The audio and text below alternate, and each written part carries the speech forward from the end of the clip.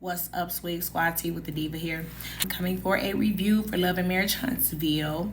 This is season 9, episode 12. I think I skipped an episode, but don't charge it to my head, charge it to my heart. Okay, so as the episode opens up, Chris and Nell are taking the kids to see the venue that they're having their 30th wedding anniversary at.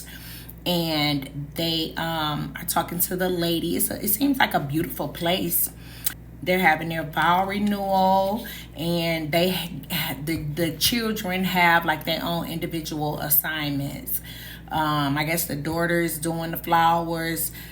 Chris is gonna find a DJ, and Lance said that what he was gonna do is orchestrate an outing for them to go to the grandmother's gravesite. Nell is on edge about this because this is her mom's gravesite, and she is apprehensive about going there because, of course, obvious reasons, right? But he says that he wants to jump that hurdle and get it out the way, and he wants them to do it as a family so that Nell can get over this, I don't know, PTSD or fear of linking their anniversary with the unaliving or I'm no longer being with us. She doesn't want to continue to link this, her anniversary, with her mom no longer being with us. In other news, a lie don't care who tell it, baby. A lie don't care who tell it. She taking her children to the trampoline place. She got some beautiful kids. That little boy and that little girl are very, very handsome and beautiful. So she's a airhead dingbat liar. But her children are her and her off the chain, emotionally unstable ex-husband. They had some really beautiful children. So she just checks in with them to see how they're doing with going along with the divorce. The son said he thought they were already divorced, and she told them that they asked her if she would marry Ken, and just like I said, she not finna marry that boy. She not marrying that boy, but she gonna string him along to, get whatever perks she can get out of that. And so she knows she don't want to be with that man, but hey, entertain him a little bit. If he believe it, cool. She just asking, telling her son about, the plans to get remarried, that she's not going to do it too quick. She's going to not rush into things. She's going to take it slow. And I love the fact that she is talking to her kids about this, and they ended up, of course, knowing things that she wasn't aware that they knew.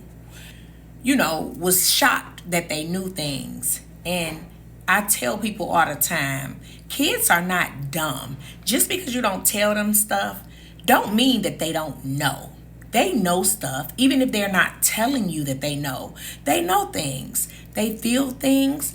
They sense energy. They just not dumb. And they not walking around there only getting information that you feed to them. They're learning things in other places. So I'm glad that she's not, going along with it, oblivious to the fact that she knows that her children are picking up on certain things. Nell is hosting a visit at her house with the line lady, Tricia. She just hosting her and Tricia having a little girl's day or whatever, and she just having a meeting where she having a conversation with her, and Trish is expressing to her why her and Marquez didn't make it. And she said that when she went through those losses in her family, that he wasn't supportive. She went through a depression and he wasn't there.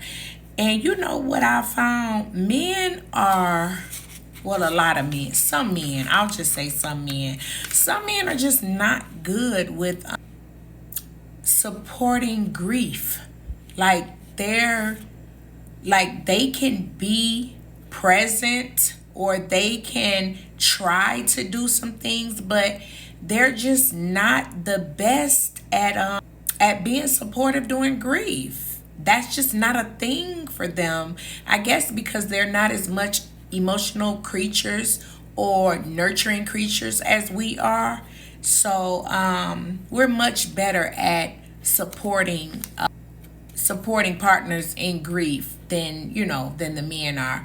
But he said that he checked out, and she wants to she said that he just wanted to just get away. He took that time when all of her family was leaving here.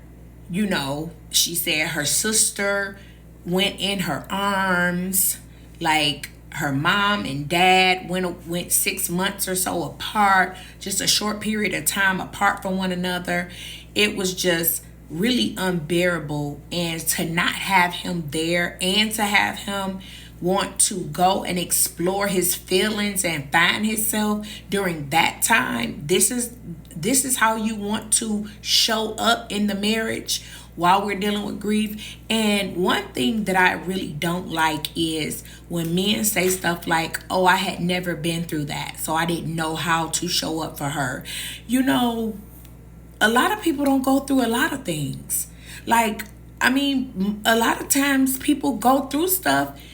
It's their first time. We only get one mama and one daddy.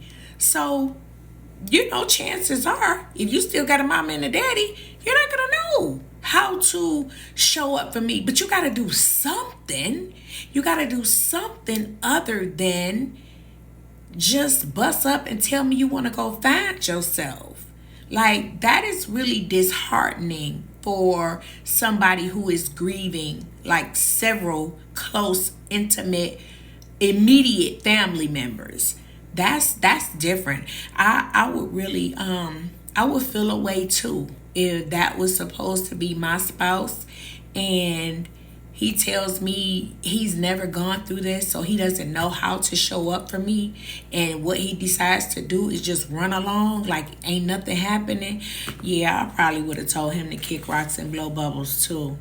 But, she got a little emotional on that part and was, talking to Nell about that or whatever. Poor little Tink Tink and his homeboy having a conversation. He in that bar. I don't really have much to say about that because my thing is I could have felt a little sympathy for you, sir. And this is Tricia's boyfriend, Ken. I felt sympathy for him initially, but once he been on this show and he done seen these episodes and he see how she moving and conversations that she having with different people, fool me once, shame on you. Fool me twice, shame on me. So once he realized what type of time she was on, and once he saw these episodes and he having these conversations and that whole Martell thing and the fact that hasn't 100% rolled out, it's like, dude, are you glutton for punishment? But I know what it is. This young man has really given his all to this relationship. He has really poured into this being his future, and he don't want to have egg on his face. He has really made plans. He's done things for the children. He's bought this house. He's really done things to show her that he wants her in his future. But she doesn't feel the same way. And you can't make anybody love you. And don't let nobody tell you twice that they don't want you. And when I say that, I don't mean verbally say I don't want you. You can learn a lot from the way people move. And sometimes you just don't need an explanation. You just know, yeah, this probably ain't gonna be the one. But he trying. He's gonna try to work it out because he's trying to prove people wrong at this point. So hey, whatever he get coming, I just really feel sorry for him when he finally realizes that she's just not that into you, sir. I do still kind of, feel bad for him though, because I mean, he's just a man that's in love. That's all. And, he's doing all he can to try and prove himself. It's just that she's been in a marriage since high school. The marriage didn't work out. She may not be ready for marriage this soon, in the game. She's just getting divorced. And I think that he is ready for her to rush into being excited about them. And she's just not there yet. She's just not. Her mental, her psyche is not. And then she just seems so immature to me. I believe that he's going to realize that this isn't the best decision for him. And he'll exit stage left. So yeah, y'all know they went to, the next scene was the one part when they went to the cemetery. Y'all know I couldn't even watch that part. I don't subject myself to punishment when I know it's coming. So they was at the cemetery and I don't even know what happened. I just fast forward right through it. So we get to the Nell's bachelorette party. Destiny is throwing Nell's bachelorette party. And last week, what did happen is Destiny got mad because Nell told her that she wanted to invite Sonny. And she said that she just hasn't seen anything that Sonny has done to her. And she wants to befriend Sonny. Well, Destiny took that personal. And she told Nell that she needs to reevaluate their friendship. And I guess I see where she's coming from. I've always told y'all that I value my friendships a lot. I really, really value my friendships. And I am loyal to a fault. And if I'm just meeting somebody who my friend is not just not in love with, but my friend has had an issue with this person, I'm automatically, I don't really care to meet you. I really don't have to meet you. I mean, I'm coming into knowing you as this person that my friend just don't mess with. And I just can't see me being cool with you. And I'm going to get into this very new friendship. And I'm going to form this bond with you, knowing my friend don't really gel with you. So every time I have something, it's going to be an issue and my friend going to side. I just don't think that I would be involved in anything like that. So Destiny said that she needs to reevaluate the friendship. And Nell told her, okay. So, because Nell told her she wanted her to invite Sonny. She wanted to invite Sonny. So they at the bachelorette party. This is prior to Nell getting there. Everybody talking. They sitting around talking. Kimmy starts it out and says, hey, well, do y'all have anything to iron out, or do y'all have any problems with each other? Talking about Mel and Lila Records, Tricia. And Mel said, yeah, Tricia, did you have an issue with me? Because remember last week at the table when Mel said, I think y'all still love each other, about her and her ex-husband.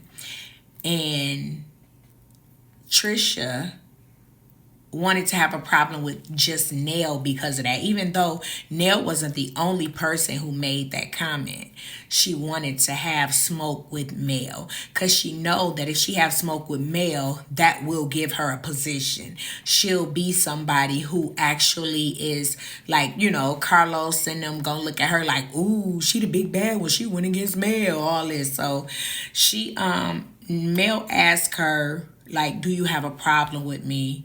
And, she tried to say no at first, but she said that she didn't have a problem with her, but she thought that her saying that she still was in love with her ex-husband was messy. Mel said, so do you think everybody else is messy?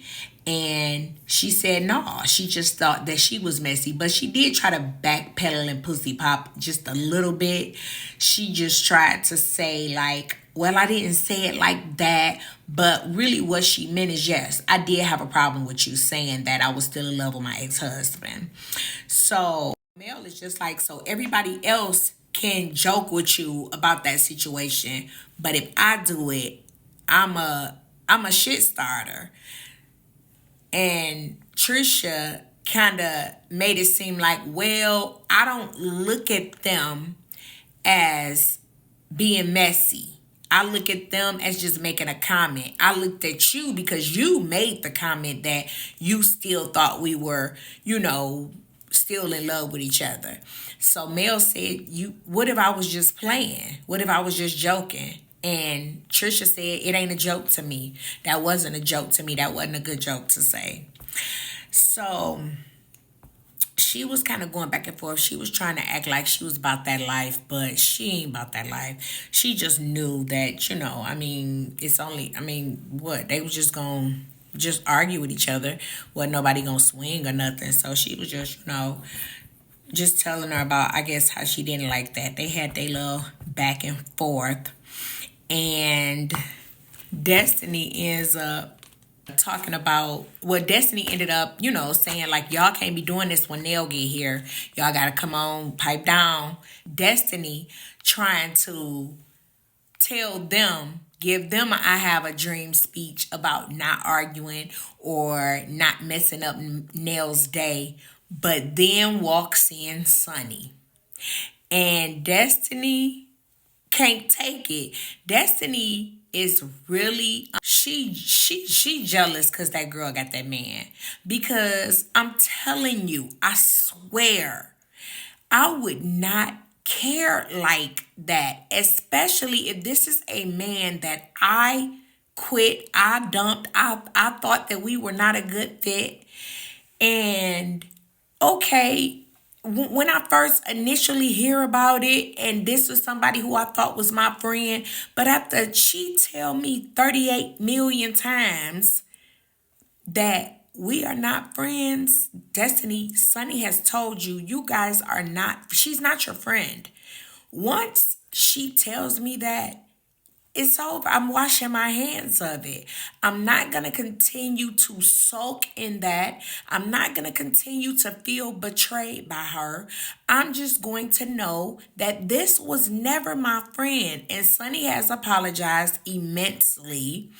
And they are just, it's just, to me, I think Dustin, I said Dustin. Everybody be calling her Destiny on these other pages. And that's what I was about to call her. I meant Destiny. Destiny just wants a storyline.